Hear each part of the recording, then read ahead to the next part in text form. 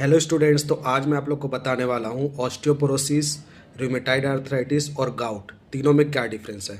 तीनों में ही देखो जॉइंट पेन होता है, बोन का डिफॉर्मेशन होता है, लेकिन तीनों में थोड़ा थोड़ा डिफरेंस है, उसको समझना जरूरी है आप लोग को। रूमेटाइड आर्थराइटिस एक ऑटो इम्यून डिसऑर्डर है जिसमें हमारा खुद का इम्यून सिस्टम हमको हार्म पहुंचाने लगता है। ठीक है। जॉइंट्स के बीच में जो मेम्ब्रेन होता है, कार्टिलेज होता है या फिर जो साइनोवियल मेम्ब्रेन होता है, उसको ये डैमेज करने लगता है और जॉइंट जॉइंट के बीच में फ्रिक्शन होता है जिसकी वजह से इन्फ्लेमेशन, पेन, ये सब आपको देखने मिलता है। ये वैसे तो ओल्ड एज में होता है लेकिन ये किसी भी एज में हो सकता है क्योंकि ये ऑटो इम्यून डिसऑर्डर है और जनरली हैंड में, रिस्ट में, नीस में, घुटने में जो होता है उसमें ये जनरली देखने को मिलता है। अब हम समझ लेते हैं ऑस्टियोपोरोसिस क्या है। तो ऑस्टियोपोरोसिस क्या है, जैसे जैसे एज इंक्रीज होते जाता है, जैसे जैसे हमारा एज बढ़ते जाता है तो बोन का जो डेंसिटी है वो कम होते जाएगा। तो बोन जो है जल्दी फ्रेजाइल हो जाता है, जल्दी फ्रैक्चर होने का चांस रहता है। तो बोन का कमज़ोर होना, दैट इज़ ऑस्टियोपोरोसिस।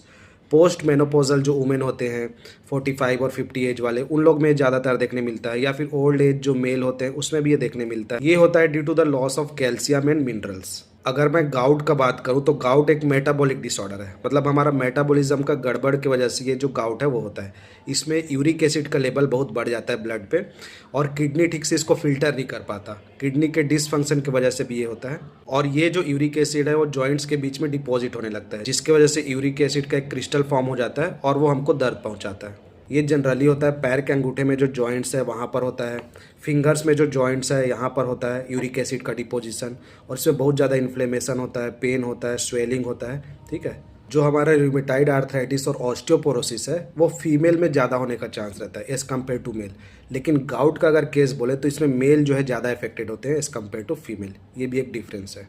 अब बात आ जाता है इसके ट्रीटमेंट और प्रिवेंशन पे। तो रूमेटाइड आर्थराइटिस की अगर बात करें तो इसको जल्दी डायग्नोस कर लेना ही इसका ट्रीटमेंट है और कुछ एंटी इन्फ्लेमेटरी मेडिसिन, कुछ कॉर्टिकोस्टेरॉइड्स, मिथोट्रिक्सेट जैसे ड्रग इसमें दिया जाता है। अगर मैं बात करूं ऑस्टियोपोरोसिस का तो इसमें हम लोग को कैल्शियम और विटामिन डी का सप्लीमेंट दिया जाता है। सनलाइट लेना चाहिए इसमें, है ना, ताकि विटामिन डी सिंथेसाइज होते रहे, और लाइट एक्सरसाइज हमको करते रहना चाहिए, तब इस डिजीज से हम लोग बच सकते हैं। और अगर मैं बात करूं गाउट का तो इससे बचने के लिए हमको रेड मीट को अवॉइड करना चाहिए जिसमें प्यूरिन कंटेंट बहुत ज़्यादा होता है, और उसके साथ साथ हमको अल्कोहल भी नहीं लेना है।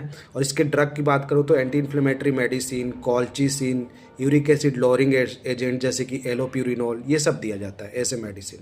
तो याद रखो, रूमेटाइड आर्थराइटिस में हमारा जॉइंट्स अफेक्ट होता है और एक ऑटोइम्यून डिजीज है ये।